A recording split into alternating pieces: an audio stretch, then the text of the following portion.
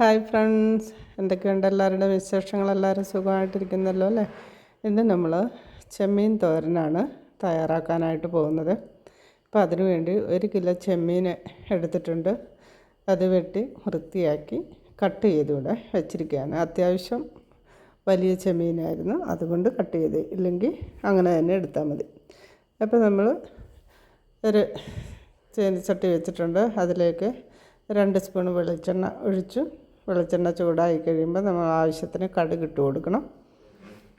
കടുക് പൊട്ടി കഴിയുമ്പോഴത്തേന് നമ്മൾ എടുത്ത് വെച്ചിട്ടുള്ള ഉള്ളി, ഇഞ്ചി ആദ്യം ഇഞ്ചി ഇട്ട് കൊടുക്കുക.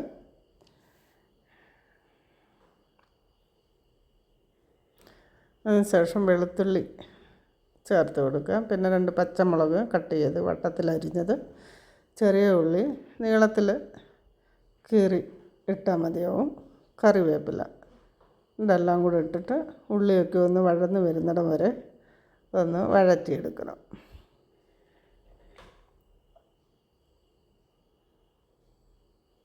ഇനി ഇതിലേക്ക് നമ്മൾ കഴുകി വാല വെച്ചിട്ടുള്ള ചെമ്മീൻ, ഒട്ടും വെള്ളം ഉണ്ടാകരുത്, ചെമ്മീനും കൂടെ ഇതിലേക്ക് ഇട്ട് കൊടുത്ത് ഒരു 250 ഗ്രാം ചെമ്മീൻ നമുക്ക് കിട്ടിയിട്ടുണ്ട്. ഇനി അതിലേക്ക് ആവശ്യത്തിന് മഞ്ഞൾപ്പൊടി, മുളക് പൊടി, ഉപ്പ് ഇത്ര ഇട്ട് കൊടുത്ത് നല്ലപോലൊക്കെ മിക്സ് ചെയ്ത് എടുക്കണം.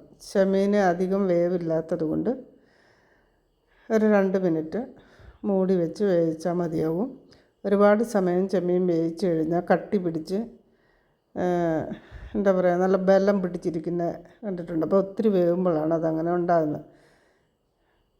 അപ്പോൾ ഇതിലേക്ക് 1 കപ്പ് തേങ്ങ ചെരുവിയതും ആവശ്യത്തിന് ഉപ്പും ഇട്ട് കൊടുത്ത് നല്ലപോലൊക്കെ മിക്സ് ചെയ്തെടുക്കുക. എന്നിട്ട് ഒരു 2 മിനിറ്റ് മൂടി വെച്ച് വേവിക്കണം. ഒരുപാട് സമയം വേവില്ല.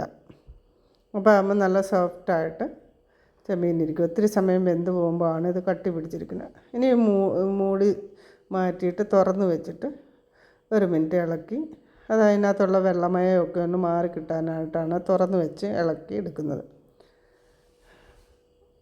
നല്ല ടേസ്റ്റി ആയിട്ടുള്ള ഒരൈറ്റമാണ്.